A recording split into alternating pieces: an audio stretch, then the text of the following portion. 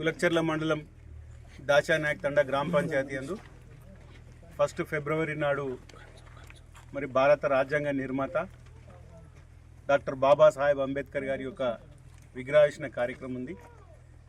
ఈ కార్యక్రమానికి BRS party working president గౌరవనీయులు కేటీఆర్ గారు ముఖ్య అతిథిగా విచ్చేస్తున్నారు. వారితో పాటు మాజీ మంత్రివర్యులు, జిల్లాకు చెందిన ప్రజాప్రతినిధులు, నియోజకవర్గానికి సంబంధించినటువంటి బీఆర్ఎస్ పార్టీ నాయకులతో పాటు అంబేద్కర్ వాదులు, మేధావులు, అన్ని కులాల ఎస్సీ, ఎస్టీ, బీసీ, మైనారిటీలు అందరూ కూడా పెద్ద ఎత్తున పాల్గొనాలి. మీ అందరు కూడా విజ్ఞప్తి చేసి గతంలో చూస్తే, ఎందుకంటే అంబేద్కర్ గారు రాజ్యాంగంలోనే మరి ఏదైతే చిన్న గ్రామాలు, చిన్న మండలాలు, చిన్న జిల్లాలు, చిన్న రాష్ట్రాలు ఏర్పడినప్పుడే అభివృద్ధి చెందుతాయని ఆర్టికల్ 3 పెట్టినందునే ఇవాళ మనం తెలంగాణ సాధించుకున్నాం.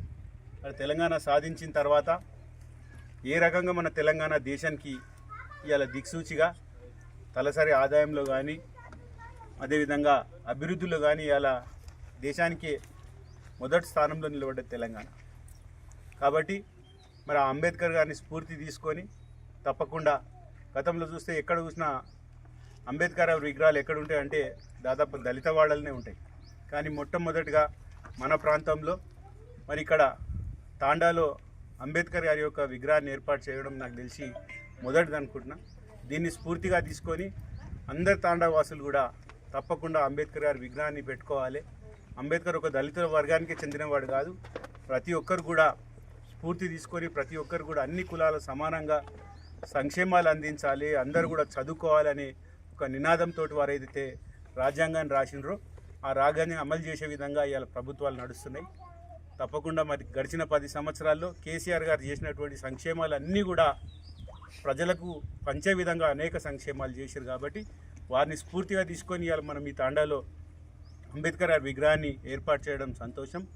ఈ ఏర్పాటు కార్యక్రమానికి అధ్యక్షత వహించినటువంటి గ్రామ యువకులు కానీ, అంబేద్కర్ సంఘాలకు అందరూ కూడా పేరు పేరున ధన్యవాదాలు తెలియజేస్తూ అందరూ కూడా పార్టీలకు అతీతంగా అందరూ కూడా ఖచ్చితంగా హాజరు కావాలని మీ అందరూ కూడా విజ్ఞప్తి చేస్తున్నా. జై తెలంగాణ, జై భీమ్.